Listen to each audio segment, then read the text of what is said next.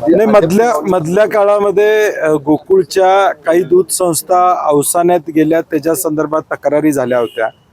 आम्ही आज सुप्रीम कोर्टानं निर्णय दिलाय की 90 दिवसात निवडणुका घ्याव्या. आता या 1100 आणि 1300, आता त्यांनी 1300चा आकडा सांगितला मला, तर या 1100 संस्था ह्या आता सद्यस्थितीत कायदेशीर दृष्ट्या लिक्विडेशनमध्ये आहेत. त्यामुळे या संस्था मतदानाला येणार नाहीत. त्यामुळं आमची विनंती यांना होती की लवकरात लवकर यांचं हिअरिंग संपवा.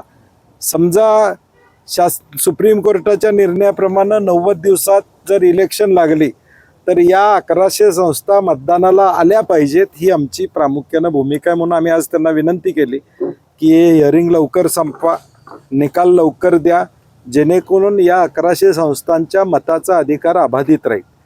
नाहीतर शासन आत्ताची कायदेशीर परिस्थिती बघितली तर या 90 दिवसाच्या प्रक्रियेमध्ये या संस्था येऊ शकत नाहीत. या 1100 संस्था मतदानाला येऊ शकत नाहीत कायदेशीर बघितलं तर.